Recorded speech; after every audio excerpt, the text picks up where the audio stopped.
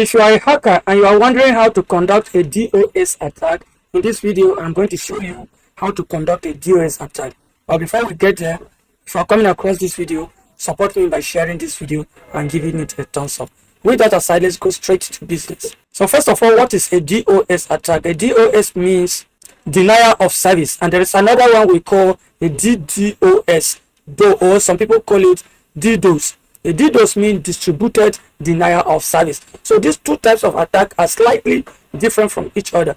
But first of all, in this video, let's concentrate on the DOS attack. So what is a DOS attack? A DOS attack is a kind of cyber attack in which the client side persistently continues sending data packages from the server side, from the client side to the server side, until the server is overwhelmed and completely shut down and cannot respond to anything. That is to say, the attacker stands with his own computer or some group of computers, and they continue sending some data packages, maybe some synced data packages to the server, and the server keeps responding to those attacks until the server is completely overwhelmed and cannot then respond to the legitimate data packages or queries being asked to it by other users. In this case, the server will be down. Any other person trying to access that server, they will tell you temporarily unable to reach the server, or the server is temporarily down. So this is DOS attack.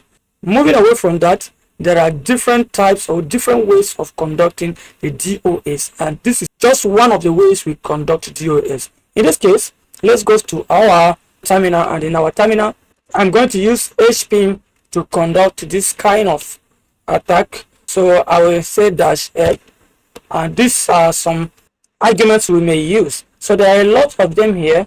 However, we will not be covering all of them. So the first thing we are going to do is to send some sync data packages to a web server or to a server. However, I don't have a server, and I don't want to have a problem with the EFCC if I use somebody's server to do this, because this is completely illegal. So one thing I will do is to increase the font so that we can see it very well.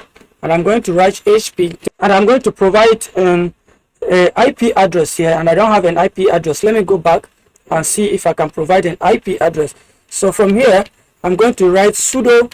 Let me also increase this font so that we know what is going on here. So sudo net discover, and I will give it an argument or a range of /24 to know all the devices that are connected to my network. So from here, I will hit enter. I'm going to provide my Kali password here to make sure we complete this process. So now you will discover that we have some devices that are connected to my home Wi-Fi. So here, for now, we have two devices. So let's make use of this one that says 192.168.1.3. So this is the one we are going to use. So once we come back here, we are going to give it 192.168.1. So we give it an argument like that. So now that we have provided the address of our target, we are going to add tag s, and let me add sudo at the beginning of this command. Give it sudo hpin3, and we give it an argument of tag s, capital S, and hit enter. I'm now going to provide my Kali password once again to make it complete. So now that we have finished doing that, we are going to go to our Wireshark. Let me just capture some device, some data packages that are being captured or are being transported across my network. So if I come here, let's first use this one.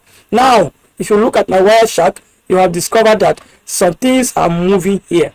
That is to say, this is how data is being sent across my own network. So let me use any of them, or ETH0. So in this case, we are using ETH0. I will open it and let's see what is going on here. Wow, now see what is happening. We have some data packages that are being sent to our own target. So here we can see that sync data packages are being sent consistently, and this is going to continue until the server is overwhelmed. If you look at it very well, some figures are changing here. So this is going to happen until this server is going to completely shut down and there will be no operation on this server. So this is just basically one way of conducting a DOS attack. However, I am doing this within my own space. Don't try this on somebody's network, otherwise I don't know you. In case you are still doubting it, just look at here the source. If you look at the source, you discover that the IP address, this source IP address means the sender's address. So you see 192.168.1.27. this is the sender address, and if you come here at the destination address, you will discover that this is just one address, 192.168.1.3. everything is sending towards this destination, and the protocol is a TCP protocol. Look at everything here. So this is just how to use it. So this is the sequence. Even if it breaks, it will still come back to continue from this until. So all those companies that think they can scam us and get away with it, we also have another way of dealing with this. If we want to deal with you, we can make sure we shut down your server and no operation will happen there. If you have watched this video to this point, please do well by giving this video a share and a like for more updates. See you in my next video.